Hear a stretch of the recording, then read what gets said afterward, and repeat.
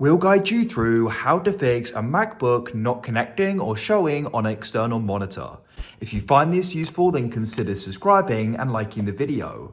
This can be an annoying problem because you then can't go and have it displaying. And it's really convenient to be able to go and have it on a second monitor because you can then go and have more screen space. You can go and have multiple applications showing at one time. So make sure it's this full guide and don't go and skip anything. Otherwise, you may go and miss the method that will go and solve this for you. So without any further ado, let's go and get started. So first of all, do just make sure the cable is plugged in fully in each connection. So for example, on the MacBook, you can unplug it and then replug it. Just make sure it's firmly pushed in, and you can do the same thing on the monitor as well. Next, make sure the monitor is properly turned on. So what you want to do is you want to come to the back and go and find where the buttons are. So on this monitor, they're just on this one here. So I'll go and press it to go and turn it on. It should shortly go and start booting, as you can see. So sometimes the monitor isn't even on, which is why it's not working or not showing. Next, choose the correct source, because sometimes the monitor can have multiple different sources. Like right now, it goes and says DisplayPort, so it's only looking at the DisplayPort input. So what we can do here is come onto the back and use the buttons. I'll go and tap here, and it may automatically go and find it. But if yours doesn't, when you go and click on the back button, it will vary depending on yours, but sort of click them and see when the menu appears. Tap down to an icon which looks like this, sources. Then we can go and click here, and you can go and choose the source. So I'm using HDMI 2. So I'll select that there, and it'll then go and be used.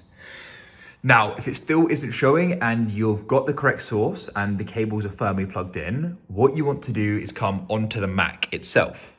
Now, what we're going to do here is come and open up the settings. So come down here and press System Settings. Come over to the left. And what you want to do is go and select the monitor here. You can try using a different resolution. Sometimes certain resolutions may not be working, so it's worth just changing resolution. So you can go and click on it, go and see if it then goes and starts working, and hopefully it does. You can always try sort of changing the different ones to see if it then starts working. Next, you can go and scroll down, and you want to try changing the refresh rate. So you can click here, and you may go and have different options. Just go through them and see if changing the refresh rate will then go and get it to go and display. Hopefully it does.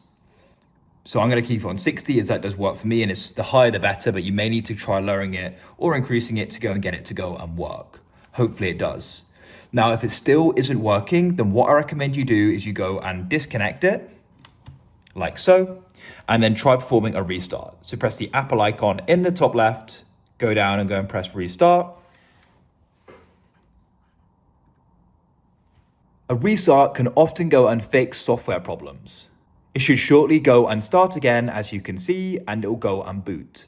So just go and wait for it to go and start. And here we are. So now what you want to do is you want to go and enter in your password here, and then it should go and unlock shortly. We've now successfully logged in, and then what you can try doing is plugging it in like so. And now hopefully it should go and successfully go and connect. Just go and be patient. Once again, you may need to go and turn on the monitor. For me, it automatically showed up there, but otherwise turn it on your monitor again and make sure you've got the correct source selected. So hopefully it's now showing. If it still isn't, then what I recommend you do is you try using a different cable. It may be a problem with the cable, so if you've got another HDMI cable, it's definitely worth doing. But hopefully one of the fixes in this video has managed to go and solve it for you, and you're now able to go and use your monitor. If you found this useful, then consider subscribing and liking the video. I look forward to help you again in the future with more guides like this.